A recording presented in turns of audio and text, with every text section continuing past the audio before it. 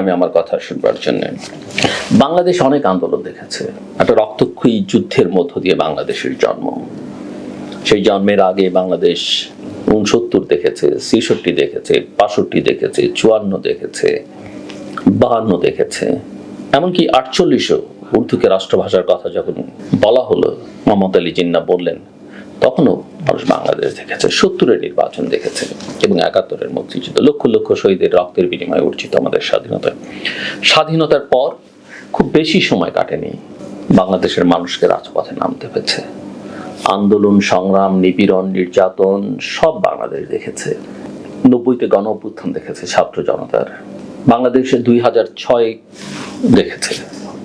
তার পরিস্থিতিতে 7-8-এর মতো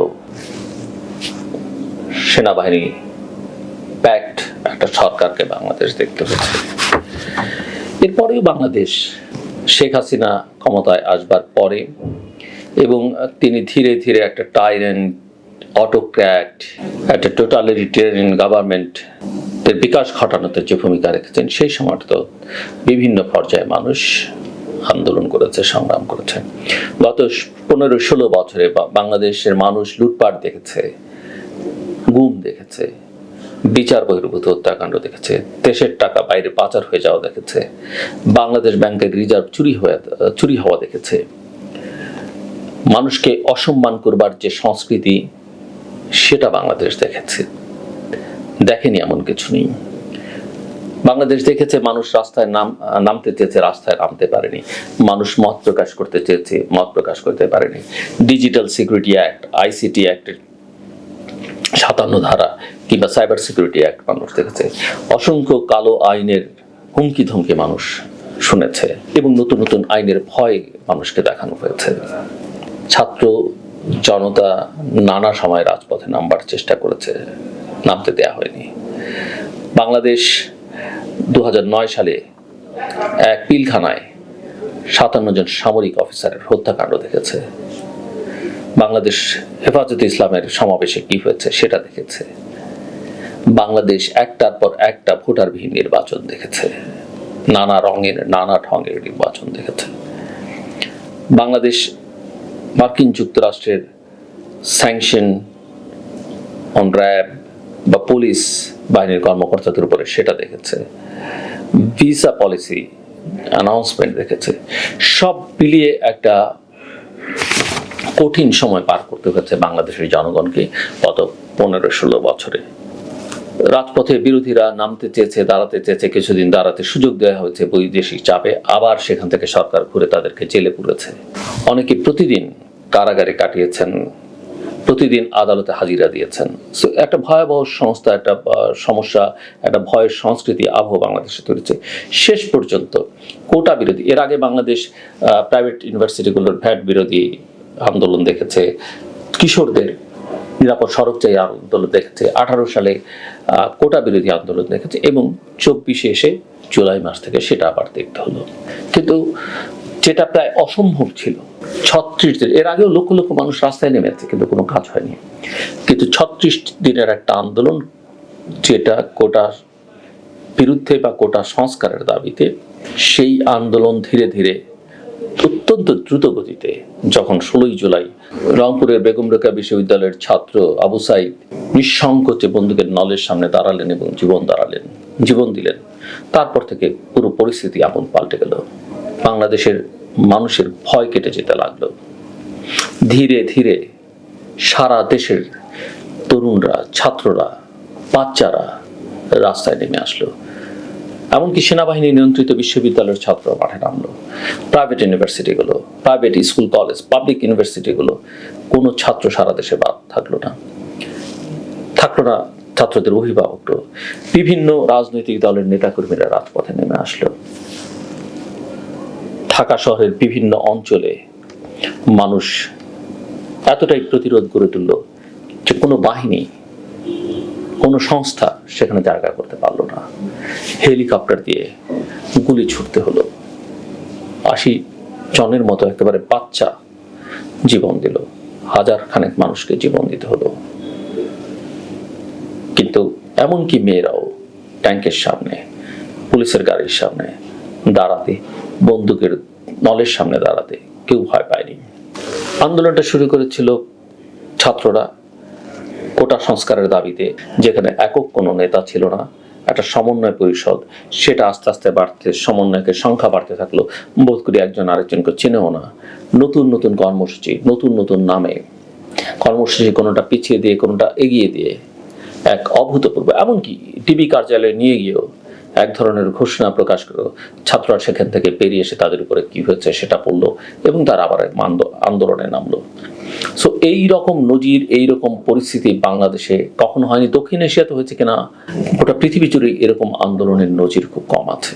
কিন্তু প্রশ্ন হচ্ছে, এই আন্দোলন কে করলো? ছাত্রের সামনের সারিতে ছিলেন বৈষম্য বিরোধী ছাত্র আন্দোলন, অগ্রভাগে ছিলেন, এ নিয়ে কোনো বিতর্ক নেই। কিন্তু এটা ছাত্র জনতার সম্মিলিত একটা গণঅভ্যুত্থান। এখানে সবার কৃতিত্ব। আপনি যদি হসপিটালে যারা আছেন তার মধ্যে ছাত্র কত, সাধারণ মানুষ কত, যতজন মারা গেছেন তার মধ্যে ছাত্র কত, সাধারণ মানুষ কত, সেটা দেখলেই বোঝা যাবে।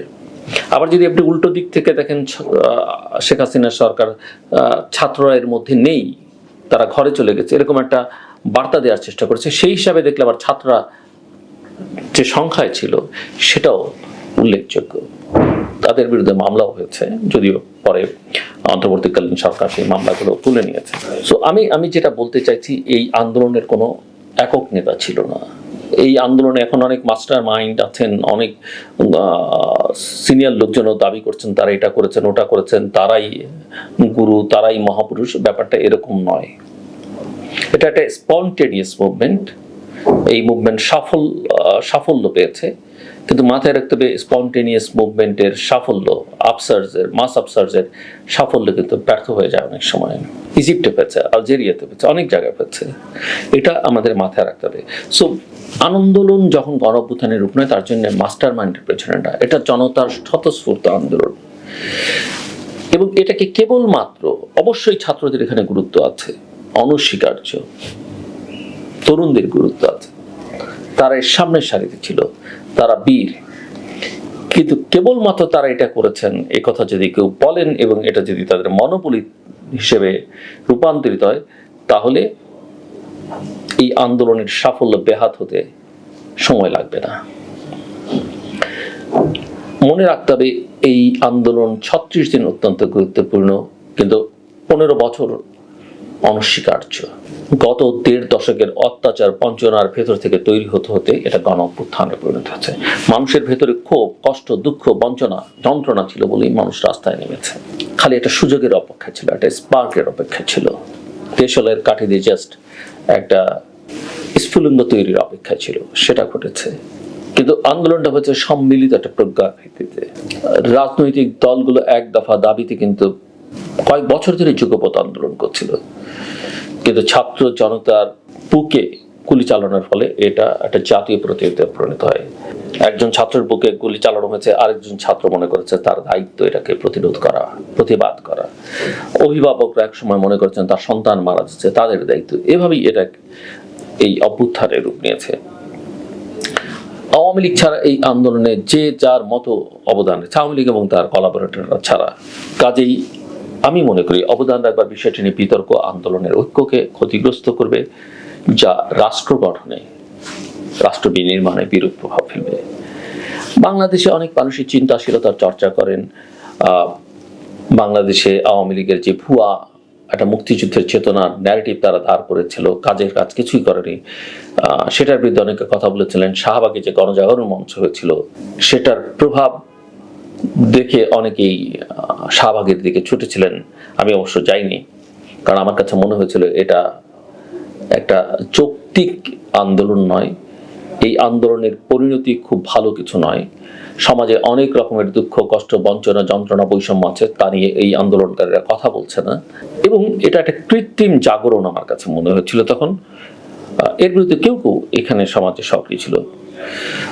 একটা সাংস্কৃতিক কালচারাল ফ্যাসিজমের একটা চর্চা আমরা দেখেছি। অনেক তরুণকে দেখেছি সমাজে সাহসের সাথে চিন্তাশীল সংগ্রাম জারি রেখেছিলেন। তারা ভারতের ভূমিকা এখানে গুরুত্বপূর্ণ ছিল। অনেকে ভারত বিষয়ে সোচ্চার ছিলেন, কাজে নতুন বাংলাদেশ, নতুন জাগরণ, নতুন চিন্তা, নতুন তর্ক বিভিন্ন সমাজের অংশ, এবং সেটা বাংলাদেশে উঠে আসতে শুরু করেছে। ফলে এককভাবে কোনো মাস্টার মাইন্ড বা গুপ্ত পুরুষ, রহস্য পুরুষ আবিষ্কার করবার চেষ্টা বা কোনো অভিভাবক খুঁজবার চেষ্টা সম্মিলিত অর্জনকে বিভক্ত করবার সামিল। অবশ্যই কেউ কেউ, আমি আবারও বলছি, অগ্রসর ভূমিকা রেখেছেন, কিন্তু সেটার মূল্যায়ন হবে ইতিহাসের নিরিখে। আমি ভূমিকা রেখেছি তাই আমি এখন ক্ষমতার ভাগিদার হব, আমি ভূমিকা রেখেছি কাজে আমার কথাই সব হতে হবে, আমি ভূমিকা রেখেছি কাজে আমি ডিরেক্ট করব, ডিরেকশন দিব প্রফেসর ইউনূসকে কি করতে হবে না করতে হবে, বা তার সরকারকে কি করতে হবে না করতে হবে, সেটা এক ধরনের আত্মঘাতী প্রবণতা। এই প্রবণতার বিরুদ্ধে আমাদের আসলে রুখে দাঁড়াতে হবে। আমার কথা শুনবার জন্য আপনাদের ধন্যবাদ, আপনাদের সবার জন্য শুভকামনা।